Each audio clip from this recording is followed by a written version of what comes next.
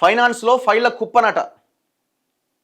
ఫైనాన్స్లో ఫైళ్ల కుప్ప. ప్రతిదానికి ఆర్థిక శాఖ అనుమతి తప్పనిసరి చేయడంతో ఈ సమస్య వస్తున్నదట. సాధారణ ఫైల్స్ సైతం నెలల తరబడి పెండింగ్ ఉన్నాయట.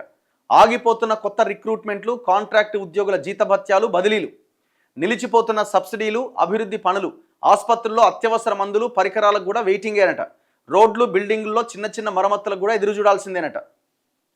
నిబంధనలు కాస్త సడలిస్తే తప్ప పనుల్లో వేగం పెరగదన్న అభిప్రాయాలట. మరి సంతకాలు పెడుతుందుకు ఏమైంది? ఇప్పుడు అది కరెక్ట్ పనే అనుకున్నప్పుడు వెంటనే క్లియర్ కావాలి కదా. మరి మీరు ఇప్పుడు ఈ కండిషన్ పెట్టినప్పుడు ఖచ్చితంగా ఫైనాన్స్ ఈ ఆర్థిక శాఖ అనుమతి తీసుకోవాలి అనుకున్నప్పుడు మరి అన్ని ఫైళ్ళు వస్తే మనం చేయగలుగుతామా లేదా అని ఒక ఇది ఉండాలి కదా. దానికి ఒక లేదంటే ఒక ప్రత్యేకమైన సిస్టమ్ ఒకటి ఏర్పాటు చేయాలి కదా. రాష్ట్ర సచివాలయంలోని ఆర్థిక శాఖ ప్రస్తుతం ఫైళ్ల గుట్టలతో నిండిపోయిందట. ఎవరు? కన్సర్న్ మినిస్టరు పట్టి విక్రమార్క గారు. మొత్తం ఆయన చేతికి వెళ్ళి నడుస్తుంది. ప్రభుత్వ యంత్రాంగాన్ని పరుగులు పెట్టించాల్సిన ఈ కీలక శాఖలో ఫైళ్లు నత్తనడకన సాగుతుండడంతో పాలనాపరమైన స్తబ్దత నెలకొంది. ప్రతి చిన్న విషయానికి, రొటీన్ వ్యవహారాలకు సైతం ఆర్థిక శాఖ ఆమోదం తప్పనిసరి చేయడంతో సమస్య మరింత జటిలంగా మారింది. నిత్యం వందల సంఖ్యలో వచ్చే ఫైళ్లు ఎప్పటికప్పుడు పరిష్కరించకపోవడంతో నెలల తరబడి మూలుగుతున్నాయి. వివిధ ప్రభుత్వ శాఖలకు సంబంధించిన అభివృద్ధి పనులు, ఉద్యోగాల భర్తీ ప్రక్రియలు, ఉద్యోగుల జీతభత్యాలు, బదిలీల వంటి కీలక ఫైళ్లతో పాటు నిధులతో సంబంధం లేని సాధారణమైన ఫైల్స్ కూడా ఆర్థిక శాఖ పరిధిలోనే ఆగిపోతుండడంతో సదరు విభాగాల అధికారులు తలలు పట్టుకుంటున్నారు. ఈ క్లియరెన్స్ ఆలస్యం కారణంగానే కాంట్రాక్ట్, అవుట్సోర్సింగ్ ఉద్యోగులకు నెలల తరబడి వేతనాలు రావట్లేదట. అసలు ఎవడు పెట్టింది మరి ఇది? ఎవరు పెట్టింది? ఎవరు అసలు ఈ నిబంధన పెట్టింది? ఎవరు? ఇప్పుడు ట్రాన్స్పరెన్సీ కోసం పెట్టినవి అని వీళ్ళు అంటారు. ఇది ట్రాన్స్పరెన్సీ కోసం పెట్టిన వ్యవహారమా లేకపోతే ప్రతి దాంట్లో కమిషన్ల కోసం పెట్టిన వ్యవహారమా? ఎందుకంటే ఇప్పుడు నడుస్తుంది కదా 10%, 20%, 30% అని.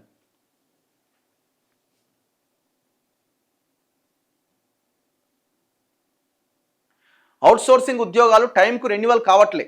వివిధ శాఖలతో పాటు సీఎంఓ నుంచి వెళ్తున్న ఫైల్స్ సైతం క్లియరెన్స్ కోసం నెలల తరబడి పెండింగ్లో పడుతున్నాయి. ఈ నేపథ్యంలో పాలన సజావుగా సాగాలంటే ఫైనాన్స్ క్లియరెన్స్ నిబంధనలు కాస్త సడలించాలి అనే అభిప్రాయం వ్యక్తమవుతున్నదట. రాష్ట్ర ప్రభుత్వంలోని ఏ చిన్న శాఖకు నిధులు విడుదల కావాలన్నా, కొత్త నిర్ణయాలు ఆచరణలోకి రావాలన్నా ఆర్థిక శాఖ గ్రీన్ సిగ్నల్ ఇవ్వాల్సిందే అని కఠిన నిబంధన ఇప్పుడు క్షేత్రస్థాయి అభివృద్ధికి పెద్ద గుదిబండలా మారింది. గతంలో రొటీన్గా సాధారణ పరిపాలనా నిర్ణయాలకు ఆయా సాంకేతిక అభివృద్ధి శాఖల అధిపతులకు కొంతమేర ఆర్థిక స్వయం ప్రతిపత్తి ఉండేది.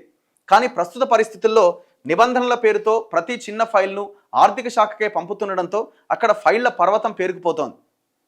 ఆఖరికి మంజూరైన ప్రాజెక్టుల తదుపరి విడత నిధులు, నిర్వహణ ఖర్చులు, అత్యవసర మరమ్మతుల వంటి చిన్నపాటి అంశాలకు సైతం ఫైనాన్స్ అనుమతి కోరాల్సి రావడం విచిత్రంగా మారింది. గ్రామీణ ప్రాంతాల్లో తాగునీటి సరఫరాను మెరుగుపరిచే ఒక పైప్లైన్ ప్రాజెక్టుకు గతంలోనే పరిపాలనా అనుమతులు లభించి పనులు ప్రారంభమైనాయి. కానీ మధ్యలో ఒకచోట సాంకేతిక లోపంతో అదనపు ఖర్చుతో అత్యవసర మరమ్మతులు చేయాల్సి వచ్చింది.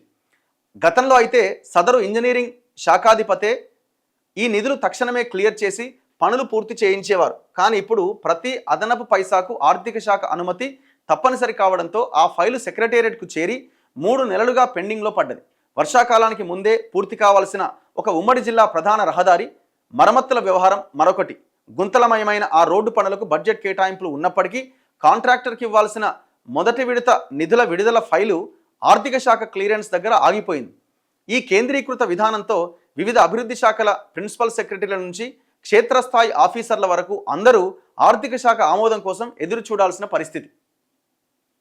కేవలం మౌలిక వసతులు, అభివృద్ధి పనుల నిధులే విడుదలే కాకుండా రాష్ట్రంలో లక్షలాది మంది నిరుద్యోగులు ఎంతో కాలంగా 1000 కళ్లతో ఎదురు చూస్తున్న రిక్రూట్మెంట్ ప్రక్రియ కూడా ఆర్థిక శాఖ అనుమతుల దగ్గరే చిక్కుకొని నలుగుతోంది.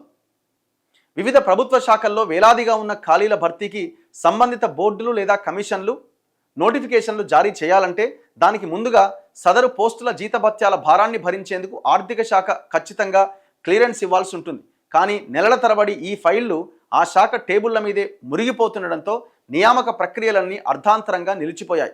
వివిధ శాఖలు ప్రజల కోసం అమలు చేసే సంక్షేమ పథకాలు, రాయితీలు, రోజువారీ పాలనాపరమైన విధాన నిర్ణయాల ఫైళ్లు సైతం ఆర్థిక శాఖలోనే మగ్గిపోతున్నాయట. మరి ఎట్లా మరి ఇదంతా?